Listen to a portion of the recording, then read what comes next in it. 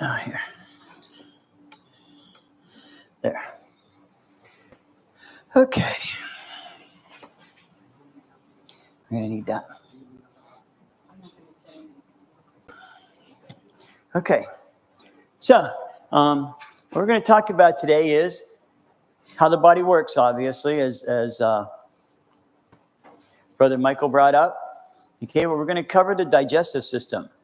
Okay, we're going to do that because, one, the digestive system is the most powerful system in the body.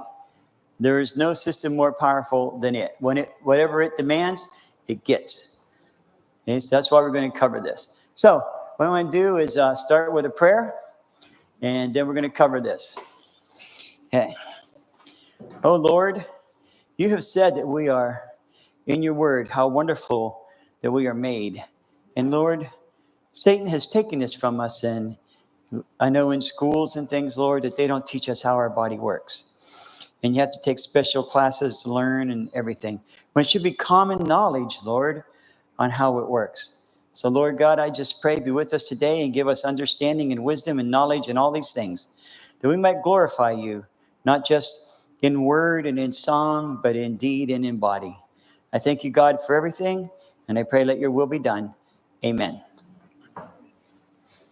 Okay, so just so everybody knows, some people are probably saying, how can the pastor of a church be talking to us about how the body works? Okay. I also own a health food store and a wellness center. And we help people every day get over illnesses and sicknesses and stuff like this using natural means. The natural means that God has given us. And so we have been doing this for a long time. As a matter of fact, 24 years of doing this. So we had to study how our body works, learn how it works, because how are you going to help somebody get well if you don't know how something works, right? It's like taking your car to a mechanic that's never worked on a car in his life. Okay? It'd be the same thing. Or you could picture it like taking your car to an electrician and saying, hey, fix my car. Right? And he goes like, I'm an electrician. What do you want me to do? Right? It's similar to that. So we have to know how the body works. If we understand how it works, then we know what to give it from that point on. Right? So people are allowed to ask questions? Yes, you can ask questions. That's no problem. Right? It's designed to be asked questions if you have questions. So anyways, I want to introduce you people to Joe. Okay? We named him this a long time ago. All right? This is Joe. Now, we could actually do this like in PowerPoints and stuff like this, but one thing we've learned in doing classes all the time is people tend to love what they call felts or flannel graphs, right? And it really seems to set it in better. So we still do this the old-fashioned way, no electronic stuff or things like that. Okay, so this is Joe, everybody. I'd like you to meet Joe. Joe has volunteered to allow us to use his body to explain things and show what goes on in there. Right? So let me ask you a question. Where's your heart at? Does everybody know where your heart is at? Point to it. Okay? You know where your heart's at? Oh, that's pretty good. Okay. So what about your spleen? Where's your spleen? I just got people pointing to their gallbladders. Okay. That's pretty good. All right. So if that's the case, where's your gallbladder?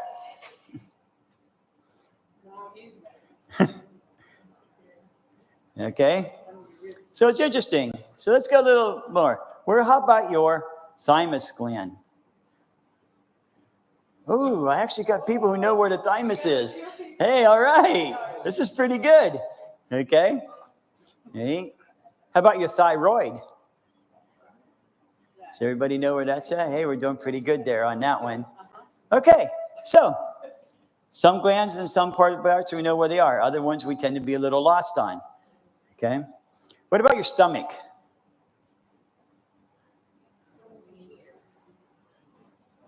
Okay. Hey, we got some. Okay. Yeah, it's actually. Lily's the only right one. Lily's got it right on. It's right below, right? If you go right below your breastbone, that's where your stomach's at.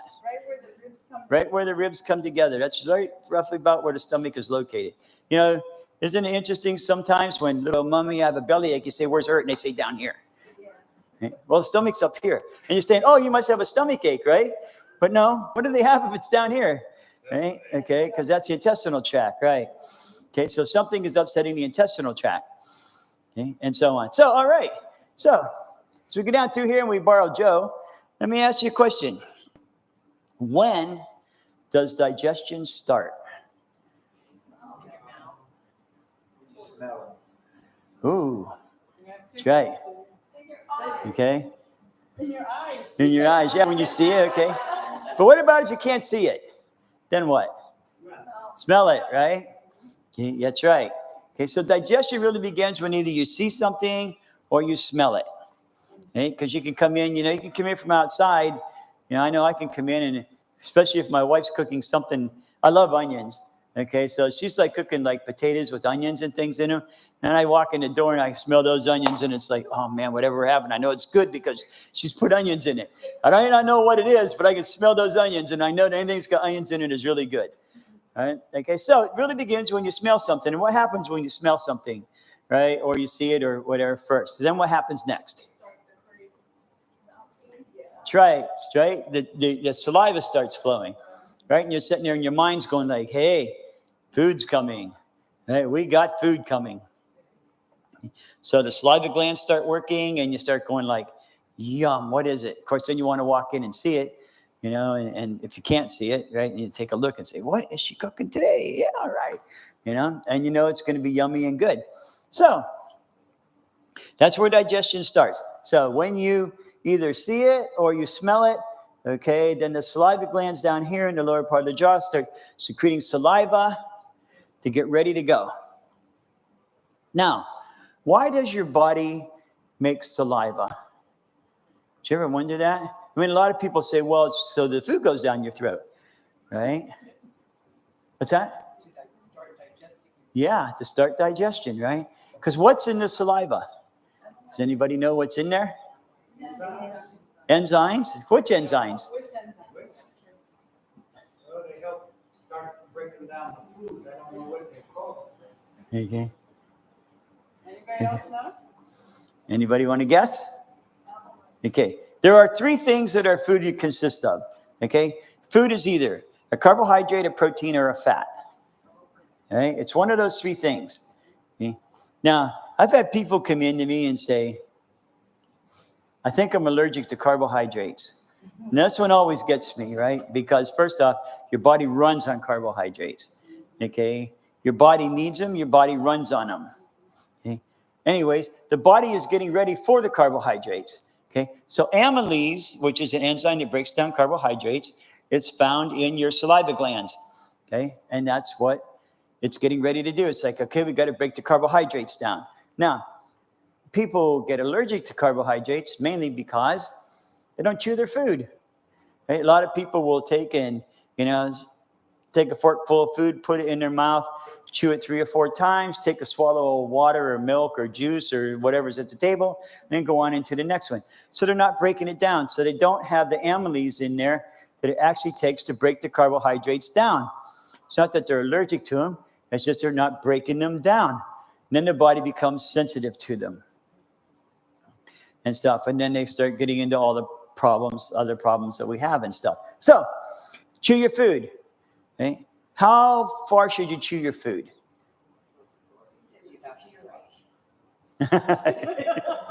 Okay. You want it to look like applesauce before you swallow it. Okay. That's a good way to put it. I can remember my grandmother, right? She always said, chew your food 30 times. And I started thinking, geez, Grandma, my mouth's going to be sore by the time I'm done chewing my food. Right. And not only that, we were on a farm and I grew up on a farm and I had to, milk the cows and feed the chickens and the rabbits and the dogs and the cats and the turkeys and the geese and the peacocks and everything else that was on the farm. And it's like, she wants me to chew my food 30 times and I got to go out there and do all this work, and stuff. But you have to learn, chew your food. Grandma was right. Chew your food 30 times at least, right? Or basically until it's like applesauce. Then you will absorb the nutrients out of it. There was a guy during World War II in a prison camp. In this prison camp, they would feed the guys once a day. That's all they would feed them, one time a day. when the Allies got in there to haul the prisoners out, most of them were showing really, really bad effects of starvation, except for one guy actually literally walked out on his own. And they said, "What did you do? Why aren't you like everybody else?" Right? And he said, "I knew that I was only going to get one meal a day. So everybody else was starving and shoving it down their throats." He said, "I chewed every bite 100 times." Okay? So he got the maximum amount of nutrients out of that one meal that everybody else was missing. Okay? So it's really important to chew your food. Okay, so let's say you're doing this. So you get up here and you chew your food. Okay? And then it's going to go down the esophagus, right, and into the stomach. Okay? Yep, got to get it down here where it belongs. Getting the wrong part. Okay? So the stomach, okay, runs down the esophagus into the stomach, runs into what we know as the hiatal valve. A lot of people end up and they have what they call hiatal hernia. Why did they end up getting a hiatal hernia? What's the first lesson we just learned? Chew your food, right? If you don't chew your food, what happens? It overloads the stomach. Okay, that's one of the things that leads into this. And there's a few other factors which we'll go over shortly. Okay? So food comes down and goes into the stomach. Okay? Now in the stomach, okay, another enzyme is added. Anybody got an idea of which one?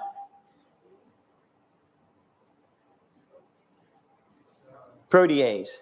Okay, right? It breaks down proteins. Okay, so carbohydrates are broken down in the mouth. Okay, proteins are broken down in the stomach. Okay, that's why, if you chew, like, say, I don't know, an apple. Let's just say you're chewing an apple, right? You chew it in your mouth and it chews to go to like applesauce, right? Okay, because the amylase is starting to break it down in the mouth. But if you take a chunk of meat and you throw it in your mouth and you chew it, you chew it, you chew it, you chew it, you chew it, it never gets to applesauce, right? And you end up kind of like a dog, right? Trying to swallow this thing down your mouth, down your throat, right? Why? Because there's no protease up here to break it down. The protease is in the stomach. Okay? Now the stomach takes it, right, and mixes it with stomach acid, which we know is hydrochloric acid. It mixes it with hydrochloric acid in the stomach. Okay? And the stomach actually sort of has, I should put it more like that. Okay? So it comes up and it goes like this. Up, it has an upward sling to it. Okay? At the end of this is another group of muscles called a pylorus muscle. That muscle is always shut. It's never open. Okay? As the amylase, which was added in your mouth, okay, and the protease, which was in the stomach, is all added together, and the hydrochloric acid's there. Stomach is pushing it up. And then gravity brings it back down. Stomach pushes it up. Gravity brings it back down. Now, every time it comes up against the pylorus muscle, there's little receptors there. Once it reaches the right consistency, that little muscle, when it pushes it up, it will open up. And it'll let a little bit of food out, and then it shuts. Okay? Then it comes up, and it opens up, and lets a little bit of food out, and then it shuts. It's not like a toilet, like where everything flushes all at once. Okay? It can take easy an hour for a stomach to empty out. Easy hour. Okay? So, comes up, pushes up, and eventually reaches out, and it comes out into duodenum, the first part of the small intestines. Okay? Now, once it reaches that consistency and starts coming out, okay, now the food is ready to go out and be absorbed into the body. But we got one problem, because there's still something that's not broke down yet, and that's the fats. Okay? So what is it that we need now? Okay, so this is where I need the liver and the gallbladder. Here we go. This is where, just going to kind of put them here. Okay, liver, gallbladder. Okay, now, this little organ right here, known as a gallbladder, right? It's amazing how many people want to cut this out and get rid of it. Right? Oh, you don't need that. Right? You'll still be fine. Okay, then why did God put it there if we don't need it? Now, God will grant you that it does get infected and things like that sometimes. and it can burst. You got to be really careful on that. Okay. The liver. This is where the liver comes into play. The liver helps his body to, first the liver filters. Okay, it filters the body and filters the blood and stuff like that. It stores it in the gallbladder. Okay, the gallbladder also contains another enzyme known as lipase. Okay, and bile. Lipase and bile break down fats. Okay? So, carbohydrates, chew your food, break them down. Right? Proteins, stomach. Hydrochloric acid and the protease breaks it down. Comes out into the small intestine tract, and the gallbladder, now it says, okay, we got this food coming out, right? And now remember, it's bringing it out slow. It's not flushing it. It's letting out, shutting it off. Letting out, shutting off. That way, the gallbladder, in the peristaltic motion of the gallbladder, it will squeeze. Okay, all the poisons and any toxins that are in there are supposed to empty out. Okay, runs down the bile duct and into the small intestine. Okay, which we have right here. Okay.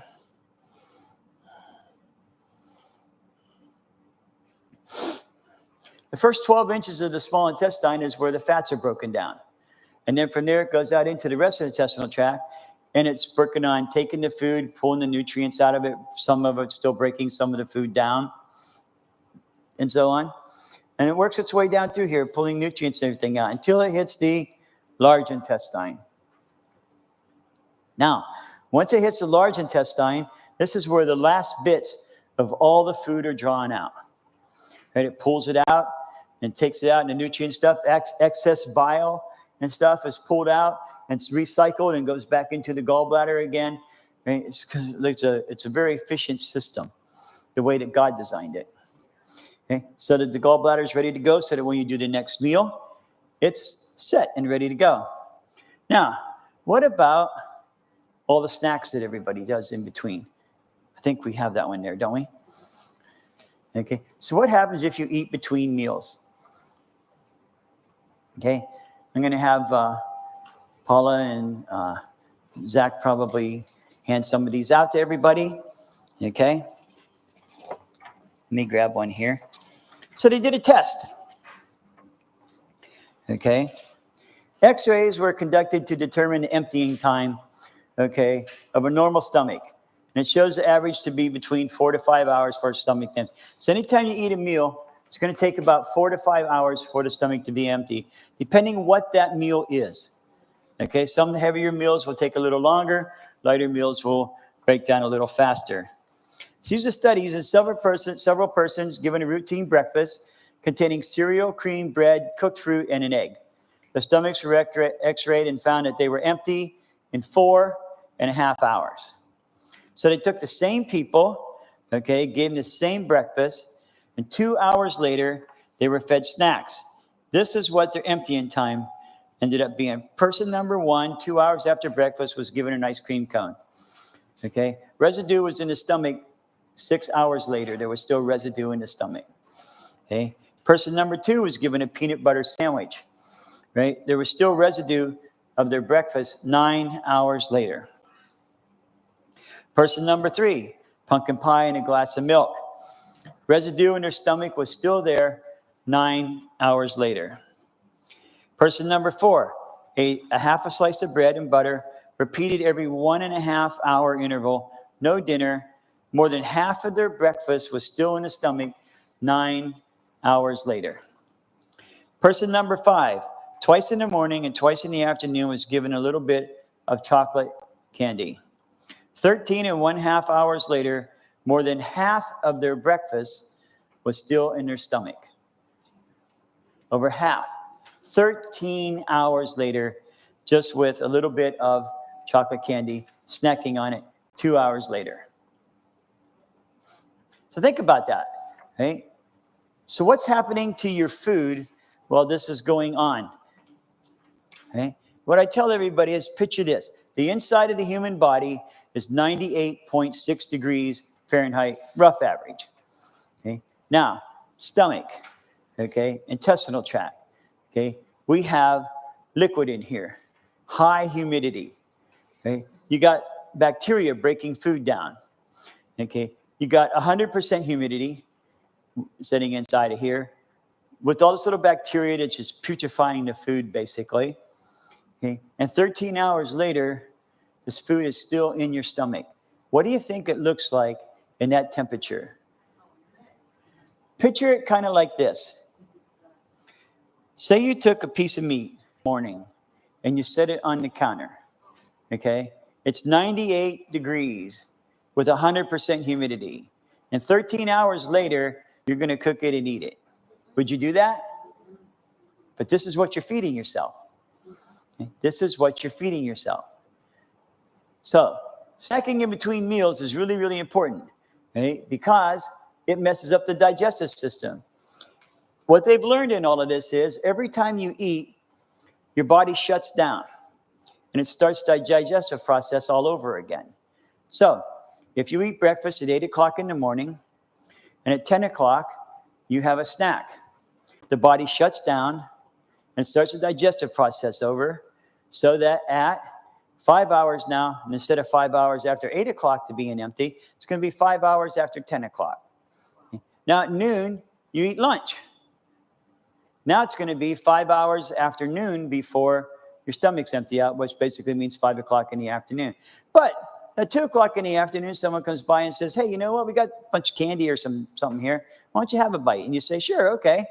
So you eat some at 2 o'clock in the afternoon. So now it's going to be 5 hours after 2 o'clock before your stomach empties out. Now you go home and you eat dinner at, say, 5 o'clock. Okay? Now it's going to be 5 hours after 5 o'clock before your stomach empties out. But what if you decide to eat before you go to bed? Okay?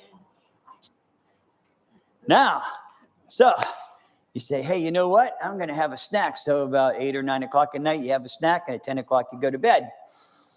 It's not going to be 5 hours now after that, because what's happening is, one, your food is meant to be digested in an upright position, okay, not laying down, okay? Peristaltic motion pushes it up, gravity brings it back down. Peristaltic motion pushes it up, gravity brings it back down. Now you're laying down because you think you're sleeping. You're going to go to sleep. So you're laying down, okay? Not only does the stomach have to push it up, the stomach has to push it back down. It has to push it up. It has to push it back down. So it's doing all the work. Now, these two little muscles, right? The one at the top and the one at the end, okay? What's happening to the food? It's shoving up against them, right? As it's in there, because now you're laying down, right? And what happens to especially the hiatal muscle is it starts to get weak, right? Because it's constantly being pushed, and you end up with a hiatal hernia, right? Why? Because you ate your food laying down. It's pretty simple. Now, pylorus muscle, same thing. It gets weaker and weaker, okay, because it's getting shoved up against there, right? And eventually that can, in a sense, become too weak to close up, and the food runs through, and then you run into all these other problems, such as IBS, Crohn's, things like that. Right? It leads into more digestive issues because we didn't allow our body a chance to empty out. Okay? So now we got the food going around in here, and it's working itself through. It's coming through, and it gets into the large intestines, and it starts drying off. Now, this is an interesting thing on this one. All the last bits of moisture are drawn off of the food in the colon. Okay? It's coming out. Now, has anybody here ever taken white flour and water and made paste out of it? Does anybody remember doing that? I know it's a long time, old time thing, so I don't know. Younger generations may not do that anymore, right? But remember, I can remember when we were kids, right? They would take us, and we would have to take a balloon and blow it up, and then we would take white flour and water, dip strips of paper in it, wrap it all around the balloon, right? Pop the balloon, and we'd make little feathers and stuff, and we'd make a turkey for Thanksgiving out of this paper mache thing. Okay? White flour and water makes paste. Okay? So, let's say you ate a meal and it was loaded with white bread. Maybe you had some white flour cake for dinner. And all of that flour and water and stuff coming around through here, it is pulling the water out. What happens when you pull the water out of white flour? You get paste, right? Okay. So imagine that building up in here. So what happens to a colon after years and years and years of doing this? Okay, Paula's going to give it, and Zach are going to do another handout. I'll get that in a minute. Okay, and it's going to show you what happens. Here, I need one of them. Thank you. So on this side is a nice healthy colon. Okay, this is a nice healthy colon. Okay, and Dr. Harvey Kellogg, who ran the Battle Creek Sanitarium or hospital, as we call them now, he says, one of his quotes was, he says, of the 22,000 operations that I personally performed, I never found a single normal colon. Okay, and he said of over the 100,000 that were performed under his jurisdiction, not over 6% were normal. Now, that's a very low percentage. So what do you think they look like nowadays with the kind of food that we have out there? Okay. I actually have x-rays.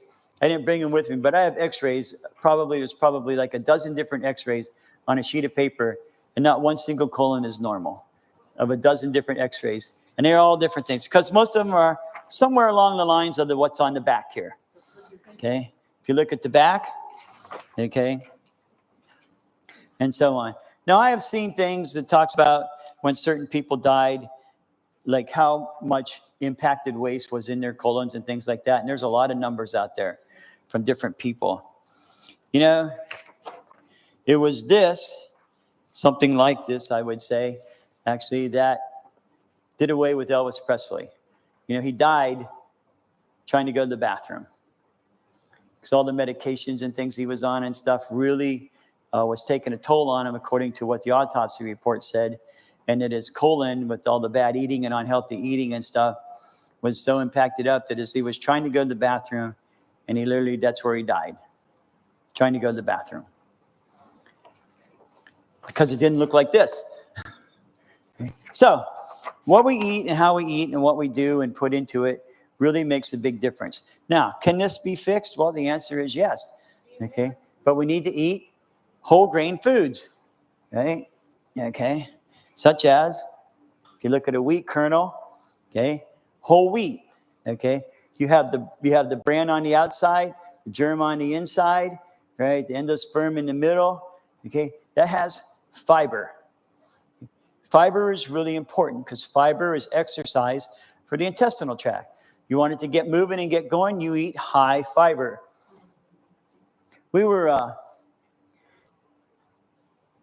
Me and a friend of mine, actually, it was really interesting.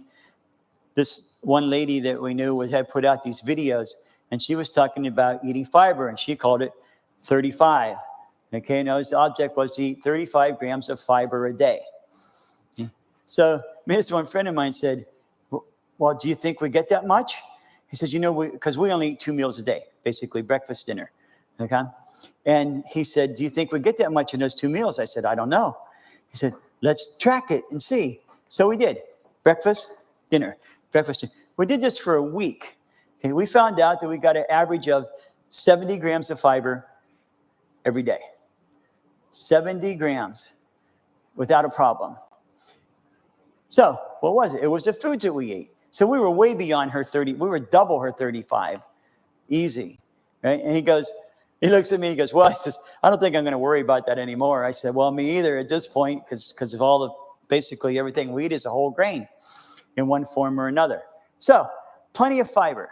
Keeps the colon going and moving. So, technically, if you eat 3 meals in a day, you should go to the bathroom at least 3 times in a day.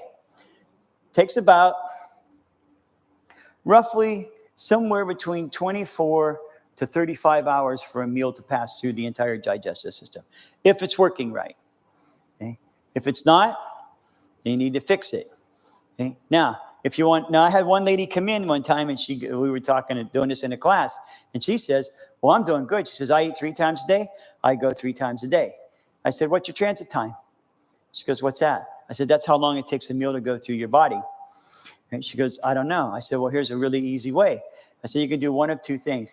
You can go home and take a bunch of charcoal tablets, okay, and because they'll turn the stool black, okay, or eat a bunch of sesame seeds because your body won't break them down. So she decided to eat a bunch of sesame seeds, and she went and did it. First day passed, no sesame seeds. Second day passed, she's seen a few sesame seeds. Third day passed, finally all the sesame seeds came out. There were no more left, okay? So that means that her transit time was 3 days long. So at any given time, she had 9 meals in her digestive system, 9 different meals. It's not when you first start seeing them, it's when you don't see them anymore. That's your transit time. Okay? So that's really important because you want a good transit time. They've done the world and they have found the best people in the world have a transit time of about 18 hours. Okay? I can't remember where they live, but it's one of those places where they live on a lot of fresh fruit and things like that, some island somewhere.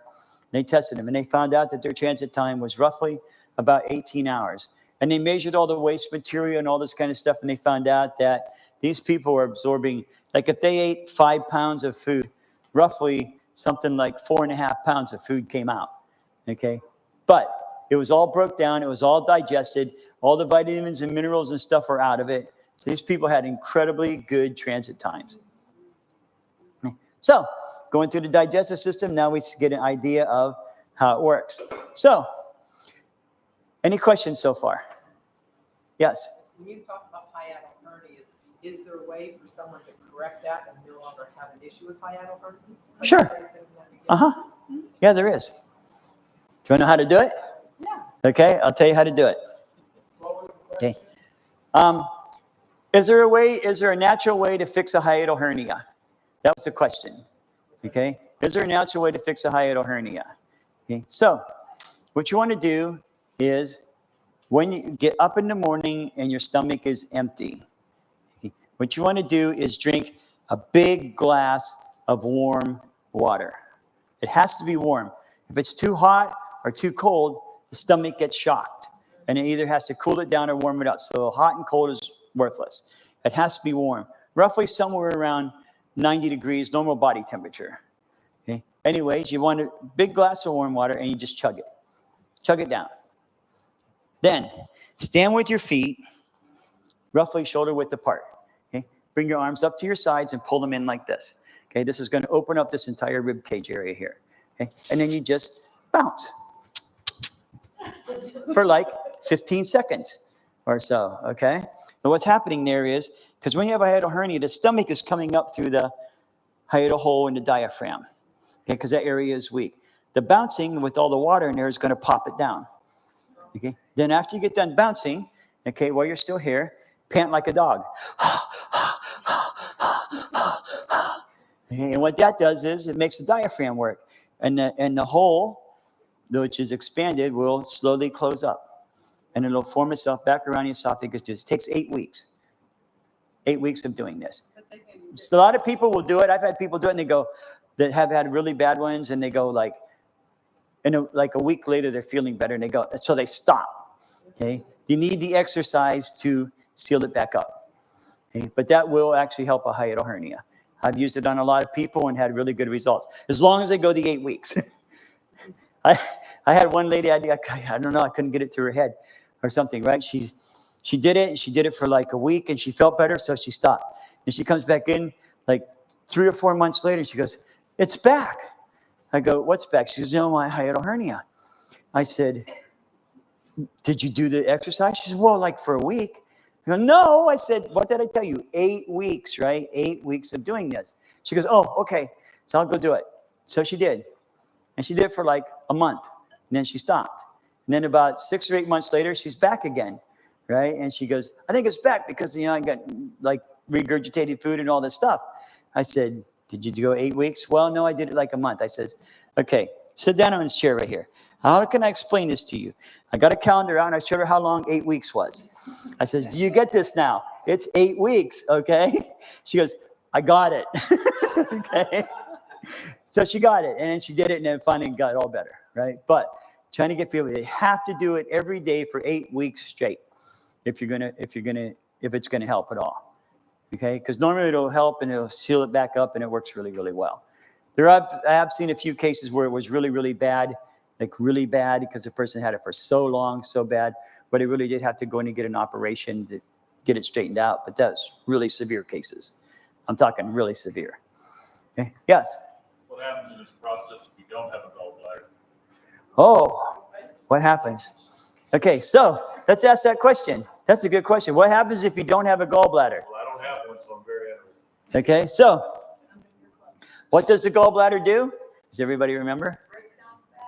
Breaks down fats. So if you don't have a gallbladder, what's happening? There's nothing breaking down the fat. Ah, okay. There's no storage in here, right? So you don't have the bile and the lipase that you need to break the fats down. And so what typically happens is, right, as the liver is filtering stuff out and it tries to put it in the gallbladder, which isn't there, okay, it's running down the bile. Constant dripping of bile, which is kind of acidic, okay, plus the lipase, which is an enzyme, constantly dripping in the intestinal tract. Drip, drip, drip, drip. What do you think that feels like to an intestine? It's going to irritate it, right? Irritation, right? So irritation, what is irritation in the bowels called? Right? Okay. So you have technically, in a sense, a form of IBS, right? Okay, because it's constantly dripping in there. Okay. So what you need to do is in that case, you would need, there are supplements out there that contain actually the bile and stuff in them that you don't have with the gallbladder that you actually can take that will break the fats down. So only God can grow back a new gallbladder, right? Okay, so if he wants you to have one, he'll put one in there. Okay, but other than that, we use a product that actually has the bile and the lipase and stuff in it to take the place of it. And you just take it at every meal, and instead of breaking it down out here in the intestinal tract, it actually breaks it down in the stomach. It'll break the fats down. Yes? Does that process take care of Crohn's disease as well, or IBS and Crohn's two different? No, they're similar, but they are two different things, okay, and stuff. And actually, there's other stuff that actually fixes those. Okay. Yeah. I mean, it does help. It's not going to, like, taking the supplement that has the bile and the lipase in it is not going to get rid of the Crohn's, because when you have the Crohn's, you know, the colon already looks more like what's on the backside of that paper. So you got to fix that part of it. Okay, what Yeah. about the digesting in the stomach, other reasons for acid reflux other than a hiatal? Oh, other than a hiatal hernia, acid reflux, that's the one we get a lot too. So why do we have acid reflux? Because that muscle is weak, right? So you got to strengthen it back up. So let's look at everything that weakens it. How about drinking with your meals?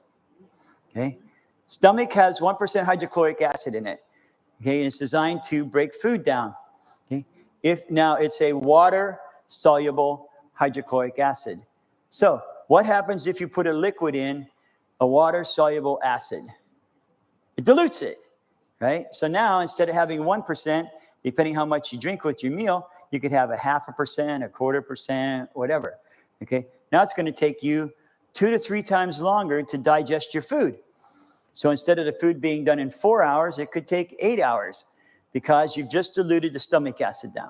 And it's not there in its full force. Also, not only that, but can you believe that God had this figured out? That one of the things that we need, obviously, of course, for our bones and things is calcium. Okay? Did you know that it takes 1% hydrochloric acid to break down calcium? So if you got food with a lot of calcium in it, such as, say, broccoli or something, right? You want that calcium to go out to your bones. But you've just diluted your stomach acid down. Okay? Now you don't have 1% hydrochloric acid in there. So what's it going to do with that calcium? It's going to say, what do you want me to do with this? I can't do anything with it, right? So you're not getting the calcium to your bones and stuff that you need because you don't have the correct amount of stomach acid. Okay? So drinking with your meals. Okay? One of the things I tell people that come in and they go, hey, you know, I have acid reflux. The first thing I tell them is, guess what? Don't drink with your meals, okay? And I say, do that for 2 weeks. 2 weeks, just do it for 2 weeks. And come back and tell me what happens. And you know, most people go, hey, it's like way better. And it's like, okay, now let's go to the next step and fix everything, right? Another one is, of course, eating before you go to bed, okay? When you're laying down, and the stomach is trying to digest the food because you got all this food in your stomach, okay, and you're laying down, it's pushing against the muscle, and it's weakening it. And then you end up with acid reflux, once again. Right? Why? Because you decided to eat before you went to bed. You want to go to bed hungry. It's the best way to go. When you're hungry, okay, so let's just take a look at this, okay? So you ate a meal before you went to bed. You already have acid reflux. Okay, now remember, the digestive system is the most powerful system in the body. So whatever it wants, it gets. So you're going to sleep. You're trying to go to sleep. Well, you are sleeping, or at least you think you're sleeping. Okay? So you're laying in bed and you're sleeping and there's food in your stomach and it has to get out. Okay? So the stomach's working. Oh man, you're making me work in the wrong way. Right? And of course, the stomach needs blood. Okay? Where's the blood come from? The heart, right? Okay? So now the brain, okay, says, hey heart, stomach needs blood.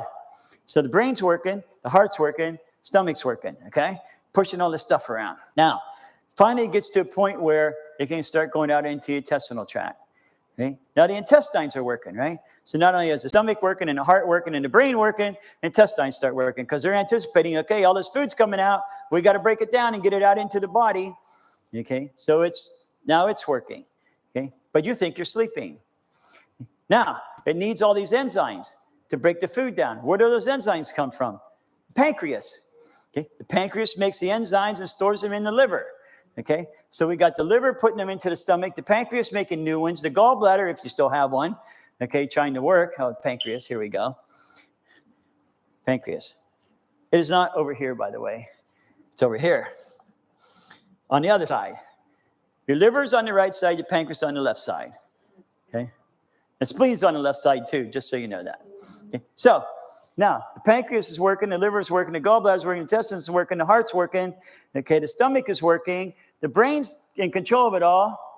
Of course, it needs oxygen. Okay? So the lungs are working. Okay?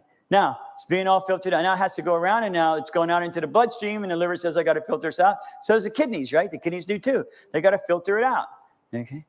And so they're working on trying to filter all this stuff out, and you think you're sleeping. So now, with all these organs working, and there's even more than that I could really get into, but let's just say you got all these, so we know, okay? Brain working, right? Lungs working, heart working, stomach working, liver working, gallbladder working, intestines working, kidneys working, pancreas working. How are you going to feel when you wake up in the morning? Tired, exactly. Why do you wake up tired? Because you had food in your digestive system when you went to bed, right? So it's not busy. It's not busy like sleeping and healing, which is what it wants to do. It has to do digestion. Because when you sleep at night, that's when your body secretes what's known as human growth hormone. Okay? And that's what the body uses now for children, it helps them to grow. Okay? But adults, okay, it is what allows the body to heal. Okay? So it's a healing hormone also. So now if your body's digesting and breaking food down and doing all this stuff, it's not doing what it's supposed to do. So you age prematurely, right? You get old. You ever watch, one of the things that always scared me was, watching those guys as they age, and you get the old man shuffle where they're doing this, right? It's like, I don't ever want to do that. And if it means not eating before I go to bed, that's one of the things that help. I'm not eating before I go to bed because I don't want that, okay? So the digestive system, it's how it works. It's what it does. How we feed it, when we feed it, what we feed it, all makes a difference. Okay? So, when you're sleeping. oh yeah, the sleeping thing. Yeah, they did a study one time, right? They found out that if you go to bed, okay, with food on your stomach, and it's trying to break it all down, you did as much work in your sleep as a guy that's digging a ditch for like 8 hours during the day, right? So, obviously you wake up tired. And of course, when you wake up tired, then what do? You go for the caffeine. Right? But of course, the caffeine destroys your adrenal glands, okay? And it makes them overwork. And then when you destroy your adrenal glands for drinking caffeine and you're super tired, what happens? You go, I need more caffeine, right? Because I'm going to destroy my adrenal glands even more, right? So I need more caffeine, right? And it's a never-ending cycle, right? Because the adrenal glands control how well you sleep, how deep you sleep, plus it controls like progesterone, estrogen, adrenaline, testosterone, all these different hormones that are in the body are made there. So it's a never-ending vicious cycle. So what happens when you drink too much caffeine? Okay, we have 5 minutes left. You want to take questions? What's that? We have about 5 minutes left. You want to take questions? Well, let's do the caffeine thing. She wants to know how long can you wait before and after a meal before you can drink so that it doesn't affect you. Oh, how long? That's a good question. How long? Okay. You want to drink up until about a half an hour before you eat. Okay. Now, after you eat, you want to wait about an hour and a half to 2 hours after you eat before you start drinking again. Okay. That way the acid has a good chance of mixing around in there and stuff like that before you start adding anything to it. So picture about half an hour before you eat and about an hour and a half to 2 hours after you eat. Okay? Any other questions? Sure. You talk about the water goes down and it dilutes the hydrochloric acid. If you're drinking anything else, juice or tea or whatever it might be, does it have the same effect? Same effect. It's a liquid. Okay. Yeah. Now, one thing, I know you said like, don't do stuff too much before you go to bed. Like I'll drink water through the day. If you would drink tea late at night, that's got other stuff in it. So you would again be starting the digestion. It would be a digestive process, yeah. Wait a certain amount of time for that to get out of your system. It does go through the system faster because it is a liquid.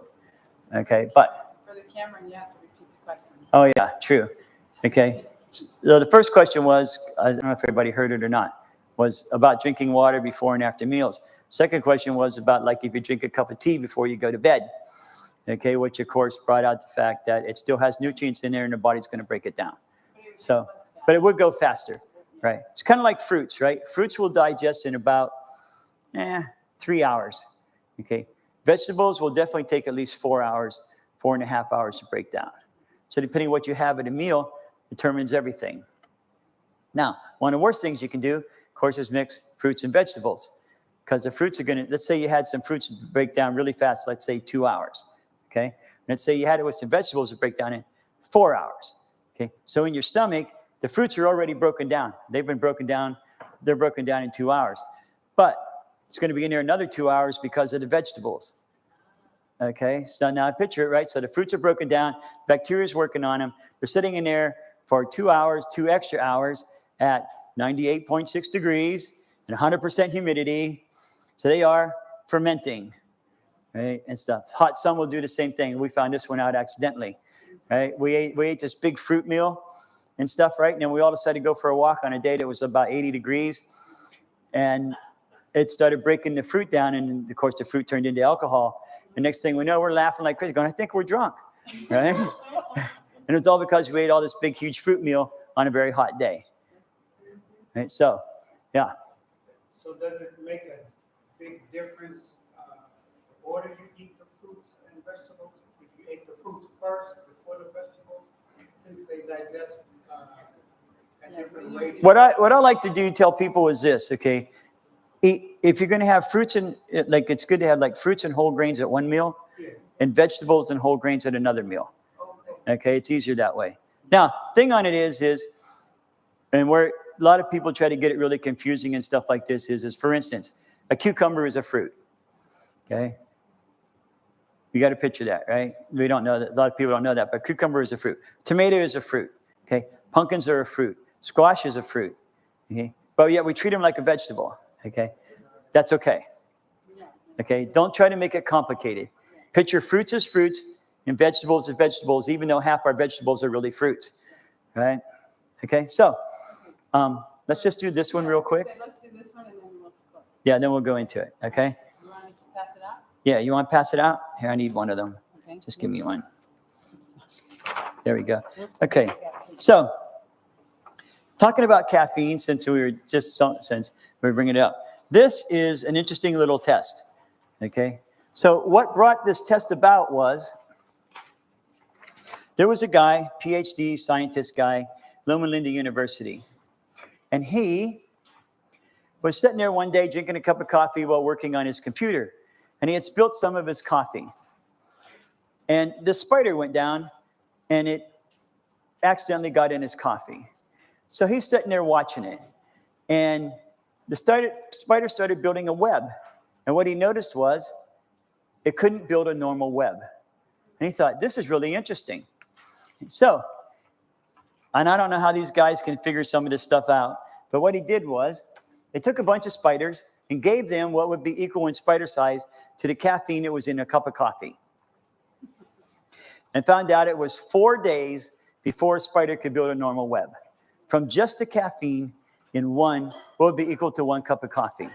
4 days to build a normal web. So NASA decided to start checking this out. And so they took a spider and let it build a normal web. Okay. Then here you can see it, 24 hours later after they gave it caffeine. Okay. They gave it caffeine and notice the web's not normal. 48 hours later, the web is still not normal. Okay. 72 hours later, okay, and it's still not exactly normal from 1 cup of coffee. Okay. So caffeine really affects your nervous system in a sense because they could not build a normal web.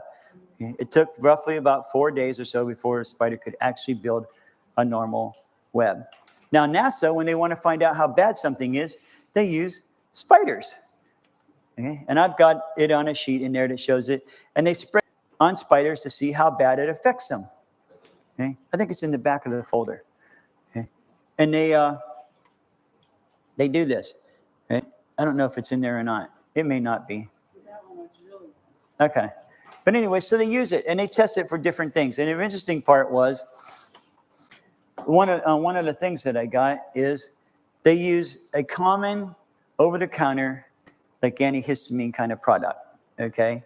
Now on this study, they had like marijuana, caffeine, this over-the-counter medication and stuff like that. And the thing was that, yeah, I think it is, right? So anyways, the over-the-counter medication that you can buy, the antihistamine thing, was worse than marijuana, right? According to a spider.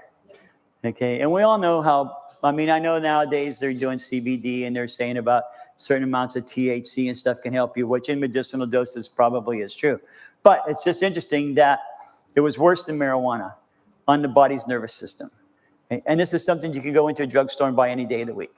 Okay? So what we really don't know in our bodies really affects us, right? In different ways, in different amounts, in different things, right? So understanding how this works understands us how to feed it, right? When to feed it, how much to feed it, how it works, what to do with other things, okay? Are there any other questions?